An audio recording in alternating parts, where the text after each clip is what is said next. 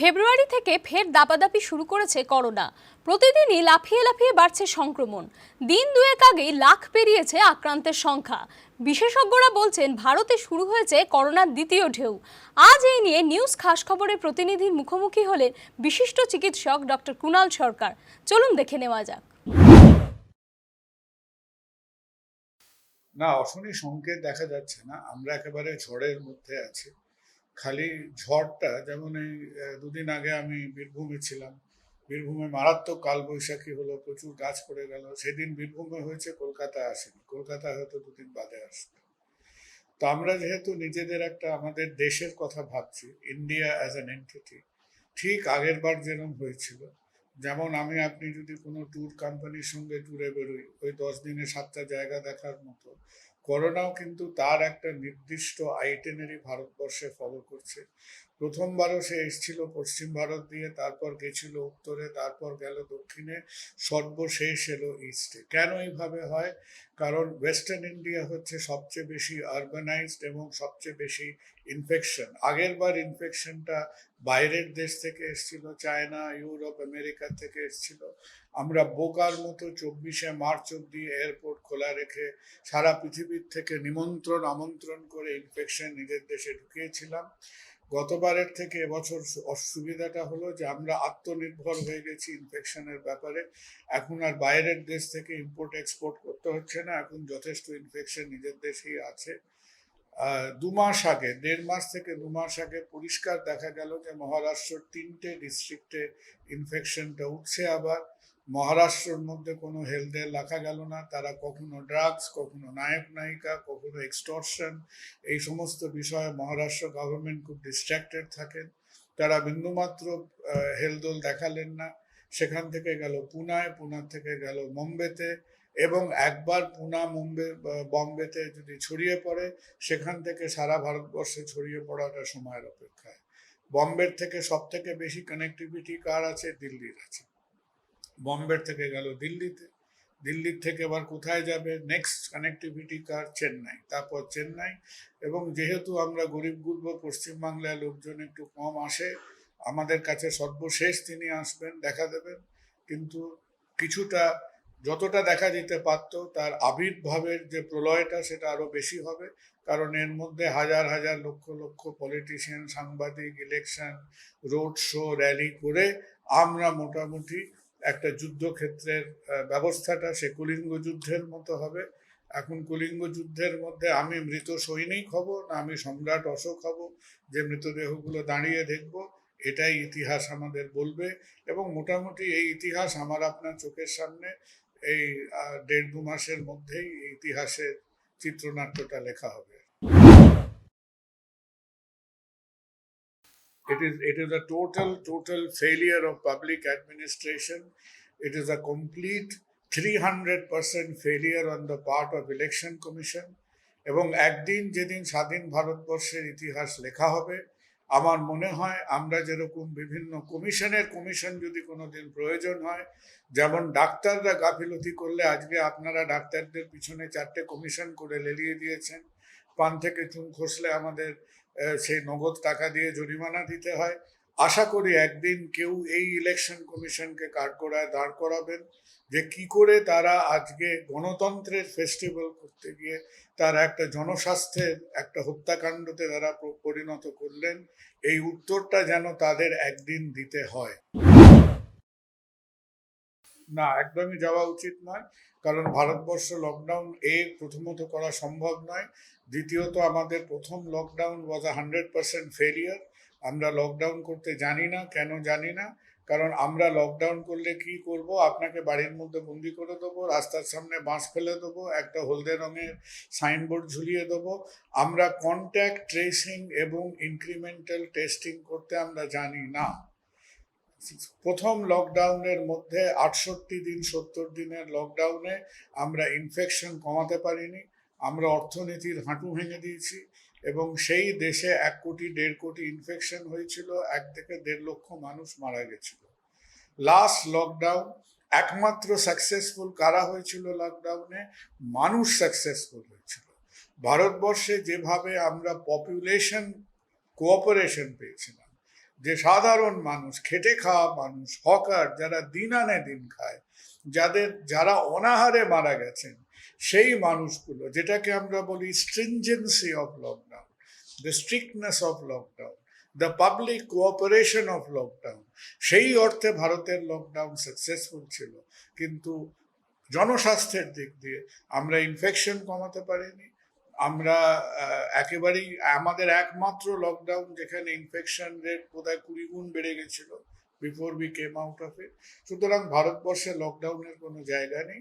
আপনি দেখবেন যদি আমাদের শহরেও ইনফেকশন যখন এখন 2000-এ আমরা কিছুটা 2-1 বিন্দু কপালে ঘাম দেখা যাচ্ছে, যখন এটা হয়তো 5000, 6000, 7000-এ পৌঁছবে, তখন আমরা একটু লোক দেখানো মতো একটা ভাবভঙ্গিমা করে, যে সরকারি থাকুক না কেন, সে রাত্রিরে কারফিউ, 3 ঘন্টা অমুক বন্ধ, 2 ঘন্টা চপের দোকান বন্ধ, চায়ের দোকান বন্ধ, এগুলো হচ্ছে সব মেকি জনস্বাস্থ্য। সো নাথিং হ্যাপেন্স, যে যার গতিতে আসবে। হ্যাঁ, ওই আগুন যা লাগবে, যে পালিয়ে বাঁচতে পারবে বাঁচবে, যে পালাতে পারবে না সে পুড়ে ছাই হয়ে যাবে। এগুলো হচ্ছে একটু লোক দেখানো জনস্বাস্থ্য। যদি আপনার জনস্বাস্থ্য কিছু করার ছিল, এই সময় করার ছিল। কি করে এই সময় যখন দেশে 1,15,20,000 ইনফেকশন দিনে হচ্ছে, কি করে জনমত নির্বিশেষে, পলিটিক্যাল পার্টি নির্বিশেষে, কি করে এই সময় সেই দেশের প্রধানমন্ত্রী দাঁড়িয়ে 1 লক্ষ লোক জোগাড় করে র্যালি করতে পারেন, এটা আমার বোঝার বাইরে। আপনারা কেউ আমার মতো একটা বোকা লোককে বোঝান যে দেশের মিনিস্ট্রি অফ হেলথ সকালে ডিক্লেয়ার করছেন যে লক্ষাধিক ইনফেকশন হয়েছে, কি করে সেই দেশে একজন প্রধানমন্ত্রী, একজন মুখ্যমন্ত্রী, একজন পাবলিক অ্যাডমিনিস্ট্রেটররা হাজারে হাজারে লক্ষ লক্ষ লোক জোগাড় করে সেই দেশের বুকেই জনসভা হতে পারে। দয়া করে আমার মতো একটা বোকা লোককে এটা বোঝান। যেখানে যেখানে আমাদের প্রশাসন ফেল করবে, যেখানে আমাদের হেলথ ডিপার্টমেন্ট ফেল করবে, তার তার তার আঘাতটা কার উপর দিয়ে যাবে? আপনার মতো সাধারণ চাকুরিজীবী লোকের উপর দিয়ে যাবে, যে ছেলে মেয়েগুলো পড়াশোনা বন্ধ করে বসে আছে তাদের উপর দিয়ে যাবে। আর পাবলিক হেলথের এপিডেমিওলজির দিক দিয়ে স্কুল কলেজের একটা অদ্ভুত ব্যাপার আছে। সেটা হচ্ছে, আপনি একটা অদ্ভুত জিনিস দেখবেন যে যখন আমরা ট্রান্সপোর্ট খুলি তখন কিন্তু অত ইনফেকশন বাড়ে না, যখন আমরা অফিস টফিস খুলি তখন কিন্তু ওই হারে বাড়ে না। স্কুল কলেজ খুললে খুব তাড়াতাড়ি বাড়ে। কেন বাড়ে? কারণ স্কুল কলেজে কি হয়, দুটো ভ্যারিং এজ গ্রুপ, যারা শিক্ষক শিক্ষিকা সাপোর্ট স্টাফ, তারা সবাই ম্যাচিওর, একটু বয়স্ক মানুষ, ছাত্রছাত্রীরা তারা সবাই দেখতে, তারা সবাই ফিটফাট ভালো, কিন্তু দে আর অল এসিমটোম্যাটিক ক্যারিয়ার। সুতরাং অ্যাক্রস দ্য এজ ডিভাইড, যে ইয়াং এজ এসিমটোম্যাটিক ক্যারিয়ার থেকে তারা চুম্বকের মতো বয়স্ক মানুষরা টেনে নেয়। তাহলে সেইখানে পলিসিটা হচ্ছে যে স্কুল কলেজ খোলার আগে সমস্ত টিচিং স্টাফ, সাপোর্ট স্টাফকে ভ্যাকসিনেট করে স্কুল কলেজ খুলবেন। ছেলে মেয়েদের কিচ্ছু হবে না। অসুখে পড়বে কারা, মারা পড়বে কারা, সেটা হচ্ছে যারা টিচিং স্টাফ এবং এটা আপনাদের জার্নালিজমের ক্ষেত্রেও একই জিনিস।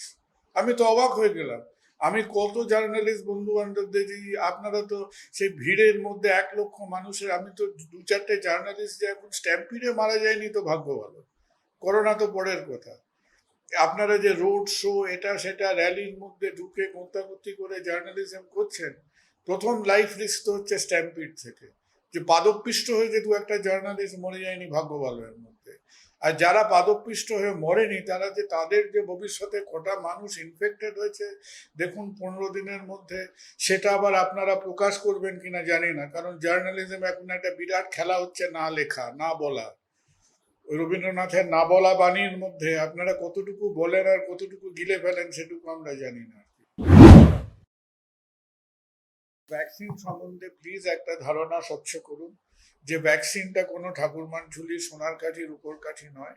ভ্যাকসিন নিলে করোনা হবে না এই কথাটা কেউ বলেনি, কখনোই বলেনি। আমাদের হয়তো মনে মনে একটা আবছা প্রত্যাশা ছিল। ভ্যাকসিন আমাদের শরীরে একটা অ্যান্টিবডি দেবে। ভ্যাকসিনের প্রথম কাজ হচ্ছে প্রিভেনশন অফ সিভিয়ার ইনফেকশন। অর্থাৎ আমার যদি করোনা হয়, 100 জনের মধ্যে ভ্যাকসিন প্রায় 60-70 জনকে প্রোটেক্ট করবে ফ্রম দ্য ইনফেকশন। তার মানে কি 30 জনের ইনফেকশন হবে। এই 30 জন যারা ইনফেক্টেড হবে তাদের প্রায় 90% প্রোটেকশন দেবে ফ্রম সিরিয়াস ইনফেকশন। এবং এই কথাটা, এটা মুখের কথা না, এটা অলরেডি ইংল্যান্ডে দেখা গেছে, আমেরিকায় দেখা গেছে, ইসরায়েলে দেখা গেছে। ভারতবর্ষ এখন হেঁচড়ে হুঁচড়ে 2.5% জনসংখ্যাকে ভ্যাকসিনেট করতে পেরেছে। যে দেশ অলরেডি 25%, 30% পেরিয়ে গেছে, ইসরায়েল পেরিয়েছে, ইউনাইটেড কিংডম পেরিয়েছে, ইউএসএ পেরিয়ে গেছে। মোর দ্যান 30% পপুলেশন কাভারেজ যারা করেছে তারা কিন্তু এই সুফলটা অলরেডি দেখছে। প্যান্ডেমিকের ধারটা কমছে, হসপিটালাইজেশনের রেট আরো তাড়াতাড়ি কমছে। এর যদি একটা ছবি মাথায় আনতে চান তাহলে একটা জিনিসের ছবি মাথায় আনুন, that is a seat belt. হ্যাঁ, আপনি গাড়ি চালাচ্ছেন, একটা সিট বেল্ট পরে আছেন। এখন আপনি যদি হট করে একটা বোকার মতো গাড়ি চালান বা অসাবধান হন, দুটো গাড়িতে ধাক্কা লাগতে পারে। Seat belt does not prevent the accident, কিন্তু সিট বেল্ট পরা থাকলে আপনার অ্যাক্সিডেন্টটা মারাত্মক হবে না। আপনার হয়তো হাঁটুতে চোট লাগবে, এতে চোট লাগবে, ম্যাক্সিমাম 2-1টা হাড়ে চোট লাগতে পারে, হেড ইনজুরি হবে না, লাইফ থ্রেটনিং ইনজুরি হবে না। So the effect of vaccine is like a seat belt.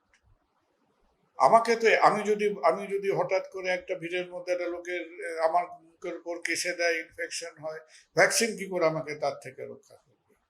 কিন্তু আমার যদি একটা এক্সপোজার হয় যাতে সেটা অতি মারাত্মক না হয়, ভ্যাকসিন তার থেকে আমার রক্ষা করবে।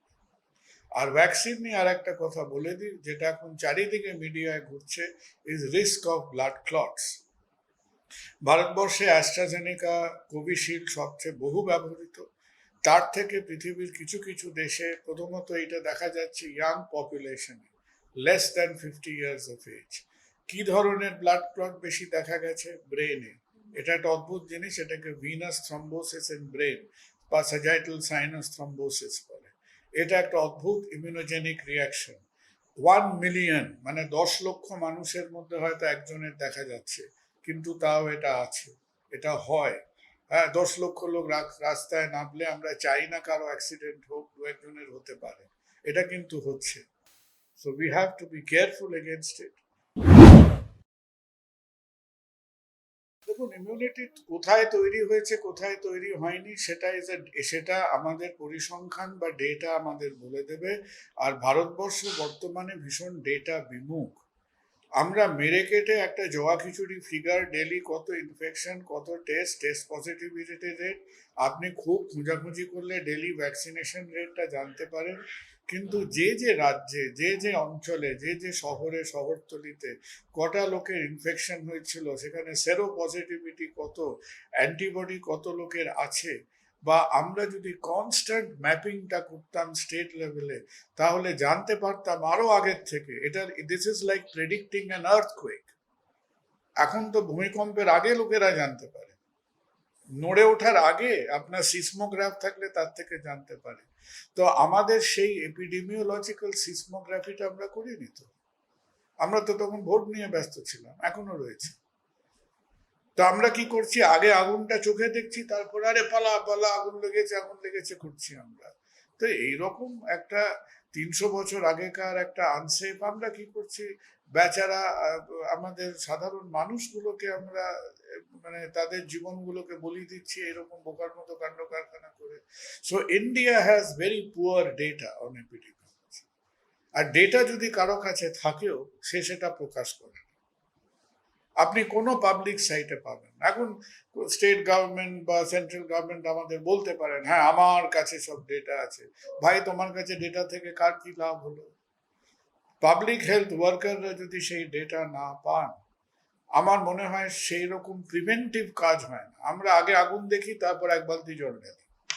এই আগুনটা লাগার আগে যদি ম্যাপিংটা করতেন, যে র্যান্ডম আরটিপিসিআর করতেন, তাহলে বুঝতে পারতেন কোথায় আবার মাথা চাড়া দিচ্ছে, বুঝতে পারতেন কোথায় অ্যান্টিবডি লেভেলটা কম, কোন সোসাইটিটা হার্ড ইমিউনিটির দিকে এগিয়ে গেছে।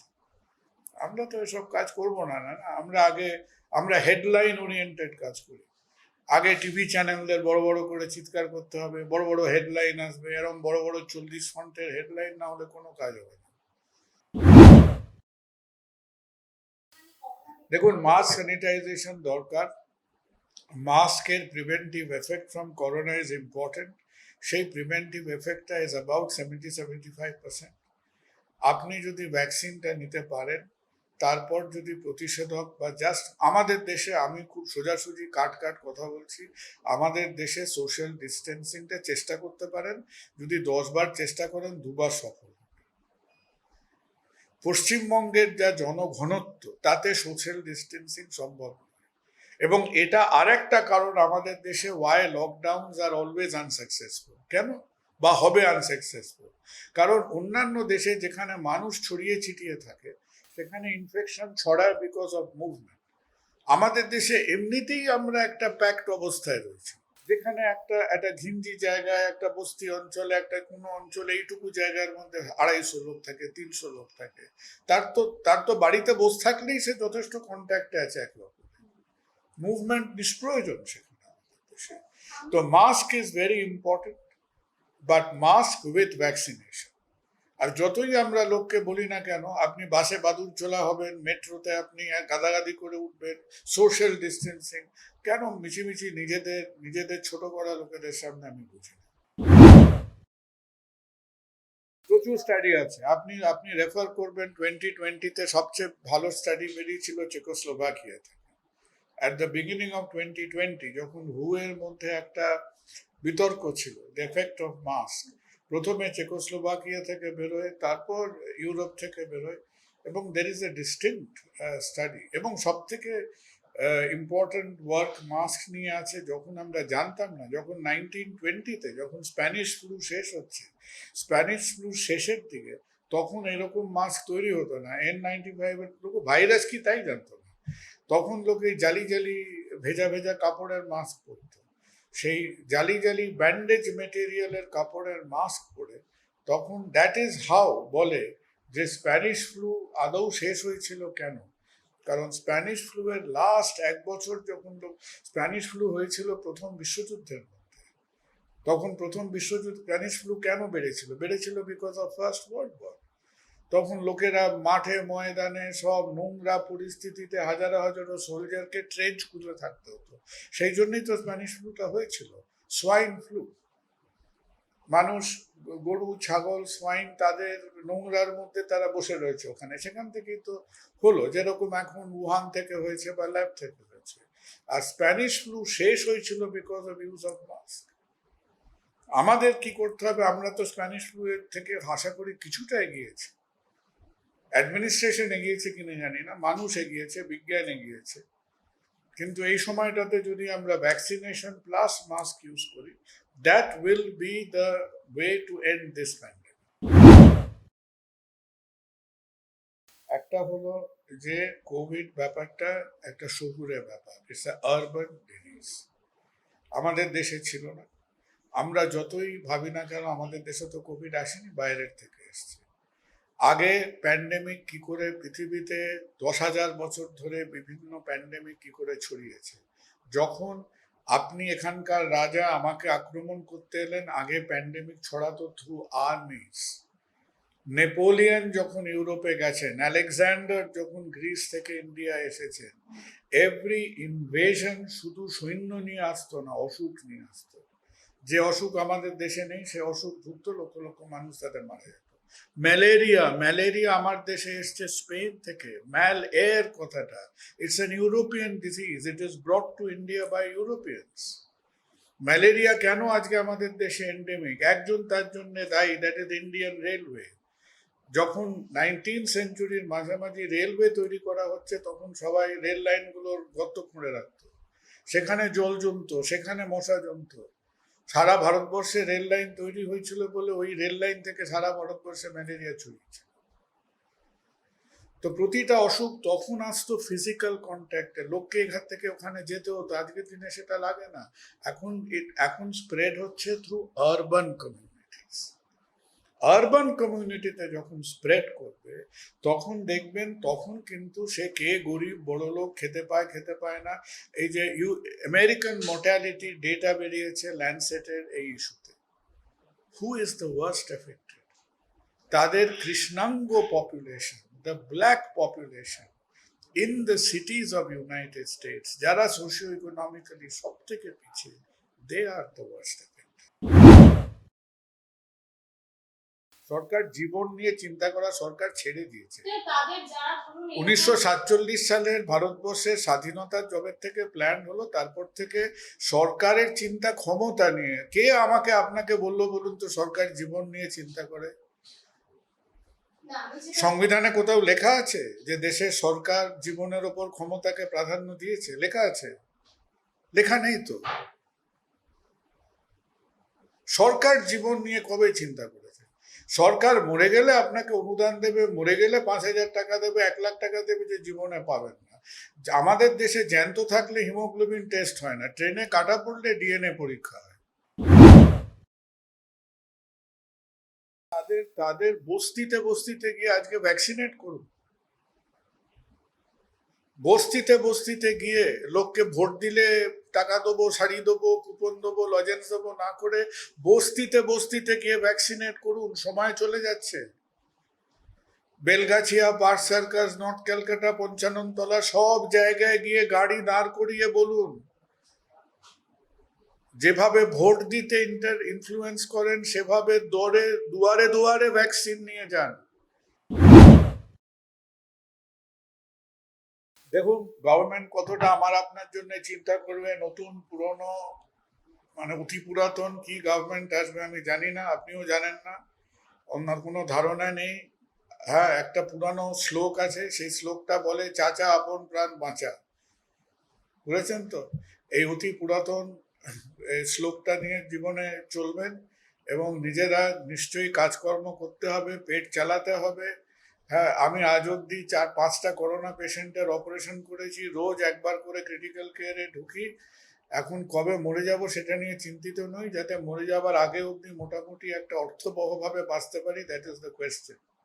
আপনারাও সাবধানে থাকুন, কাজকর্ম করতে হবে, মাস্ক ব্যবহার করুন এবং যারা যারা এলিজেবল আছেন প্রত্যেকে মানে 2-3 ঘন্টা নষ্ট না করে প্লিজ গেট ইউরসেলফ ভ্যাকসিনেটেড। আর আপনার অঞ্চলে যারা কাউন্সিলর, যারা পৌরপিতা, যারা আপনাদের ইনফ্লুয়েন্সার আছেন, যারা ভোট চাইতে আসবেন আগামী 5টা স্টেপে, প্রত্যেকে বলুন যে আমাকে ভ্যাকসিন দিন, তারপর বুঝে ভোট দেবো।